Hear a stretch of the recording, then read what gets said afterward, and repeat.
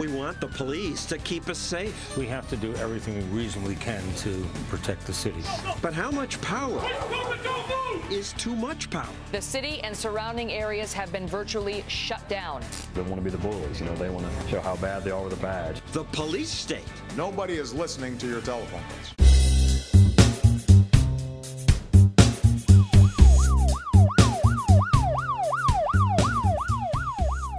Police SWAT teams, sharpshooters, and FBI agents in armored vehicles are swarming the streets in Boston. You have to stay in your homes, stay in place. All residents can do is comply. That was in Watertown, Massachusetts last April. Police were looking for the Boston Marathon bomber, and they were right to shut down the town, says James Carofano of the Heritage Foundation. But Jim Harper of the Cato Institute says, no, that's a recipe for a police state. So, Jim, why? Well, I didn't say they were right to shut down the town. I said the right people made the decision. It's with the people, the elected and appointed officials, and they're the ones to get to make that decision. Now, personally, as a public safety measure, to me, that was a bit over the top, but I'm not the guy standing on the ground. I'm not the guy that's accountable to the people of my city. So the system actually worked the way it's supposed to be. The people that are responsible were the people that made the decision. But retrospect tells us actually rather obviously that it was an overreaction to shut down the town. Hundreds of millions of dollars in lost economic opportunity for the people of Boston, for one. And as a matter of fact, brother number 2 was found after the shutdown ended. The people of Boston are strong, they are resilient, and they didn't need to cower in their homes during this event. You have to base the decision that they made based on the facts that they had at the time. Well, I don't think it was necessarily their decision to make. It shouldn't have been. They should trust the people of their city to defend themselves to some degree. But I didn't hear people in Boston complaining. They weren't complaining. They were happy. They were all afraid. But we shouldn't cast off our liberties. We shouldn't cast off confidence in ourselves simply because of fear.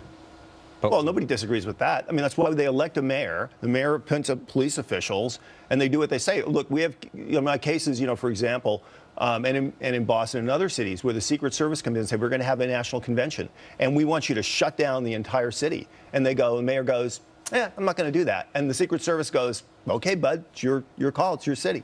And that's the way the system works. Putting people in their homes doesn't actually help. In some respect, it threatens them. And when law enforcement roam the streets, leveling guns at the windows of homes of... Yeah, you sent us this picture. That's a problem. Shows a guy in the gun turret pointing right at somebody's window. My gun training as a youngster was that you should never point a gun in a direction you didn't want a bullet to travel. And we had law enforcement in Boston leveling guns on innocent civilians sitting inside their homes. They have to point them at something, and they were looking for a guy who might have had a machine gun, might have had grenades. People were scared.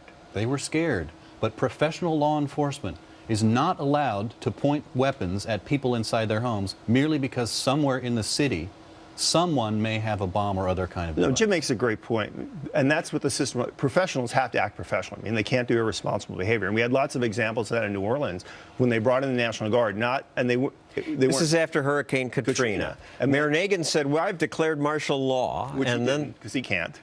He can't. That has to be the Congress or the president. Let's explain what martial law means. Well, martial law just is very simple. It means you're under the responsibility of the militaries. They declare martial law or whatever state of emergency because they think that people are incompetent to defend themselves. People actually come together pretty well when there's some kind of emergency situation. We saw this in New York during power outages years ago where nothing bad happened. People took care of each other. In Boston, in fact, people took strangers into their homes because the hotels had closed. People can handle things much better than a lot of leaders think they can. A silly anchor at MSNBC said this about libertarian complaints about police overreach in Boston. There were no tanks in Boston. This is the most fearsome vehicle that the Boston police used in the manhunt. It's about as scary as the armored trucks that move cash to and from your neighborhood bank. No scarier than a Brinks truck. Well, I saw pictures of a camouflaged Humvee with a turret on the top. It's weird. It's like the people at NBC like big government in all its forms, even if it's a police state. Let's now talk about the NSA spying. So I'm angry that government officials lied to us about that. Does the NSA collect any type of data at all on millions or hundreds of millions of Americans? No, sir. Turns out the real answer was, yes, we do, and he just lied about it. So, James, you support the data gathering, but they shouldn't lie to us about here's what I say. It's like you're yelling at the wrong people. If you have a problem, the people that Congress should have a problem with is themselves, because they wrote the laws under which these programs operate, and the laws are pretty clear and specific. To me, it is kind of weird about congressmen waking up like the guy in Casablanca saying, oh my God, there's gambling going on in this establishment. I mean, what did they think we were writing those laws for? Because these are programs that we weren't going to implement? And there's so much other stuff that I hate about my government more than this. It's data mining. They probably aren't listening to individual calls, and they might stop a terrorist. Well, I'm a Constitution guy. It's the first time in 230 years or more that we've seen a general warrant in the United States, because that's flatly banned by the U.S. Constitution. As a practical matter, a general warrant, and during the time of the Revolution, meant King George had allowed his troops to rummage the homes of the colonists under general warrants. And that was very offensive. They sometimes stole things. It's a lot like what's happening with our data right now. But it's not. It's data mining in some computer. They're not in my soldiers in my home. Because your home has moved outside onto the internet. Bank records, communications with loved ones, medical information, all kinds of data it's about stopping you terrorism. They the claim 50 incidents. And they are wrong. They haven't substantiated that with any real evidence. And the best experts on this information, Senator Wyden and Senator Udall, disagree. They're members of the Senate Intelligence Committee, and they disagree that this has prevented any terrorism. You think it's unconstitutional? Take it to court. If it goes up to the Supreme Court, says don't do that, then they'll stop doing that. If the Congress doesn't like the law that the Congress wrote, that the programs is up, then the Congress can change the law. Why should I care if they know where I've been? Because it's not anybody's business.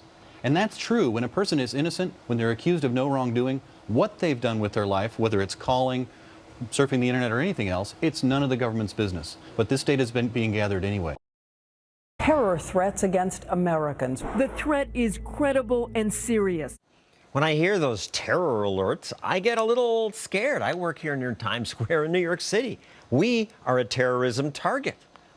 Statistically, however, crime is actually a much bigger threat. I'm far more likely to be mugged by a junkie than killed by a terrorist. In either case, however, I want the police to protect me. I want them to have the tools they need. But I also want to be left alone. And the police already have special powers. There are only two ways to do things in life: voluntarily or forced. Only government police officers, for example, have the right to use force on others. They can detain us, jail us, shoot us if they think it's necessary. It's why it's important that we have this, the Constitution. This limits what the police can do. But the police don't always respect this. Like most people, they're happy to acquire more power and money. And increasingly in America, police now use something called civil forfeiture law to take people's property even if they have not been convicted of a crime. If police simply say it was used in a crime, this gives them a powerful incentive to make accusations in order to get stuff. Tulsa, Oklahoma police officers drive around in this Cadillac Escalade that says, "This used to be a drug dealer's car, now it's ours." Being able to keep stuff creates a big temptation to get stuff. A district attorney's office in Texas used forfeiture money to buy an office margarita machine. The New Yorker reports that in Tanaja, Texas, police stop people for routine traffic violations, and if they have money with them, sometimes take them to jail until they agree to give their money to the city. And if they resist, and if they have kids in the car, the DA sometimes threatens to take the kids away from them, turn them over to Child Protective Services. Sounds like extortion to me. Use of the forfeiture law is growing, as usual. Government grows. 28 years ago, the Justice Department collected about $27 million from forfeitures. Last year, they grabbed more than $4 billion worth. Government always grows.